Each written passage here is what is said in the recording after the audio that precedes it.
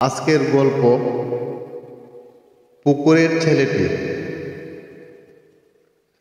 ছোট্ট একটা গ্রাম, নাম মাধবপুর। গ্রামটির ঠিক মাঝখানে এক বিশাল পুকুর, যার চারপাশে সবুজ গাছপালা ঘিরে রয়েছে। এই পুকুরটি গ্রামের সবচেয়ে ধনী মানুষের। নাম তার রামলোচন বাবু। তিনি খুবই কৃপণ প্রকৃতির লোক। তার জমি জমা, গরু ছাগল আর এই পুকুরে মিঠা পানির মাছের উপর ভীষণ টান। গ্রামের এক কোণে থাকত বাবলু নামের একটি ছেলে। বাবলু ছিল খুবই গরিব। তার বাবা মা অনেক আগেই এ দুনিয়া থেকে বিদায় নিয়েছেন। বাবলু এখন সে একটা দিশেহারা। সে কোথাও কোনো কাজ খুঁজে পাচ্ছে না। সে একাকী হয়ে যাওয়ায় মনে খুব ব্যথা কষ্ট নিয়ে সে কোথাও কাজ পাচ্ছে না। তাকে কেউ কাজও দিল না। সে নিজে খাওয়ার করার জন্য ছোটোখাটো কাজ করছিল। কিন্তু একদিন বাবলু শুনতে পারল রামলোচন বাবু পুকুরের দেখাশোনার জন্য একজন লোক খুঁজছেন। বাবলু মনে মনে ভাবল, দেখি রামলোচন বাবুর কাছে যে আমাকে যদি ওই চাকরিটা দেয়, তাহলে কোনোরকম আমার দিনটাই চলে যাবে। তৎক্ষণাৎ রামলোচন বাবুর কাছে গেল এবং কাজের জন্য অনুরোধ করল, বাবু, আপনার এখানে আমাকে চাকরিটি দেন। আমি অনাথ এতিম একটি ছেলে। আমি আপনার এখানে কাজ করে আমার শুধু পেটটি যদি চালাতে পারি তাহলে আমার হবে। রামলোচন বাবু বাবলুর দরিদ্রতা কথা শুনে এবং বাবলুকে দেখে তার প্রতি কিছুটা দয়া দেখালেন।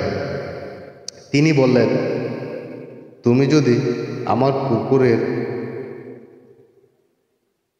মাছের দেখভাল করতে পারো, তবে আমি তোমাকে কিছু টাকা দেব আর দুপুরে একবেলা খেতে দেব। বাবলু খুশি মনে সে রামবাবুর কথায় রাজি হয়ে গেল। পরদিন থেকে সে রামবাবুর কাজে লেগে গেল। প্রতিদিন ভোরে সে উঠে পুকুরে যেত, মাছদের খাবার দিত, পুকুরের চারপাশ পরিষ্কার রাখত। বাবলুর কাজের প্রতি ছিল আন্তরিকতা আর নিষ্ঠা। প্রতিদিন সন্ধ্যায় কাজ শেষে রামলোচন বাবুর কাছে যেত এবং কাজে হিসাব দিত। একদিন রামলোচন বাবু দেখলেন বাবলু শুধু কাজ করে ক্ষান্ত হচ্ছে না, সে পুকুরের মাছগুলোকে নিজের সন্তানের মতো যত্ন করে। বাবলু এমন নিষ্ঠা দেখে রামলোচন বাবু তার প্রতি সন্তুষ্ট হলেন, কিন্তু তিনি কখনো নিজের কৃপণতা স্বভাব থেকে সরে আসতে পারেনি। রামলোচন বাবু অত্যাধিক কৃপণ ছিলেন, কণ্ডুস প্রকৃতির একজন লোক ছিলেন রামলোচন বাবু। তারপর কয়েক মাস পরে একদিন প্রচণ্ড ঝড় উঠল। সেই ঝড়ে পুকুরের পাড় ভেঙে যাওয়ার উপক্রম হল। বাবলু ঝড়ের তোয়াক্কা না করে পুকুরের পাড় ঠিক করতে লেগে গেল। সে ঝড়ের মধ্যে পুকুরের পানিতে নেমে পাড়টি মেরামত করতে শুরু করল। এত ঝড়ের মাঝে আর কোনো ব্যক্তি এমনভাবে সাহস করে পুকুরের কাজে হয়তো নামতো না, কিন্তু বাবলু কোনো ভয় না করে নিজের জীবন বাজি রেখে পুকুরের কাজে সে নেমে গেল। ঝড় শেষ হলে গ্রামের মানুষ দেখল বাবলু অক্লান্ত পরিশ্রমে পুকুরটি রক্ষা পেয়ে গেল। পুকুর থেকে কোনো মাছ বাইর হইতে পারল না, পুকুরের মাছ পুকুরে রয়ে গেল। গ্রামের লোকজন অবাক হয়ে গেল, বাবলু কিভাবে এত কঠিন একটি কাজ এই ঝড়ের ভিতরে করে ফেলল। তাই গ্রামের লোকজন বাবলুর প্রতি খুব সদয় এবং সন্তুষ্ট প্রকাশ করল। বাবলুর প্রতি সকলেই প্রশংসা করতে লাগল। রামলোচন বাবু বুঝতে পারলেন বাবলু শুধুমাত্র একজন কর্মচারী নয়, সে একজন দায়িত্ববান ও পরিশ্রমী ছেলে। কারণ রামলোচন বাবু এটা বুঝতে পারল তার লক্ষ টাকার মাছ পানিতে ভেসে যাওয়ার ব্যবস্থাই হয়েছিল, কিন্তু বাবলুর কষ্টের কারণে, পরিশ্রমের কারণে তার মাছগুলো বেঁচে গেল। তাই কিপ্টে রামলোচন বাবু বাবলুকে সান্ত্বনা দিল। সেদিন থেকেই রামলোচন বাবু বাবলুর প্রতি তার মনোভাব বদলালেন। তিনি বাবলুকে তার নিজের ছেলের মতো ভালোবাসা শুরু করলেন। রামলোচন বাবু বাবলুকে বললেন, বাবলু, তুই শুধু আমার কর্মচারী নয়, তুই আমার সন্তানের মতো। তুই এখন আমার পরিবারের একজন।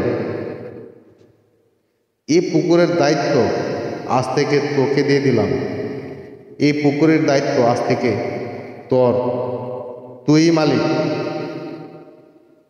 বাবলু রামলোচন বাবুর কথা বিশ্বাস করতে পারছিল না, কারণ কিপ্টে মানুষের মুখে এসব কথাবার্তা কখনোই আসে না। কিন্তু রামলোচন বাবু বাবলুর প্রতি তার বিশ্বাস জন্মে গেছে, তাই বাবলুকে সকল কিছুর প্রতি বিশ্বাস করতে লাগলো। এই বিশ্বাসের কারণে বাবলুকে রামলোচন বাবু তার কাছে নিল, তার সন্তানের মতন করে দেখা শুরু করলো। তখন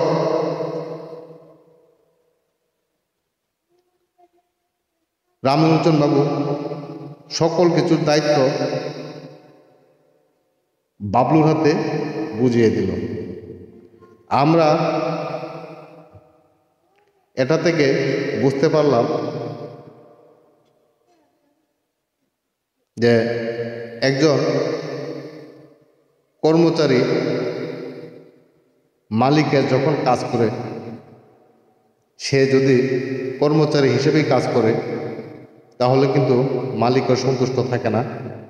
আর যত কিপ্টে মালিকই হোক, যদি একজন কর্মচারী তার নিজের মতন করে তার কাজটি গুছিয়ে নেয়, মালিক একদিন না একদিন তাকে ভালোবাসবে। তাই এইভাবেই রামলোচন বাবু বাবলু মন জয় করে নিল। আজকের গল্প এখানেই শেষ।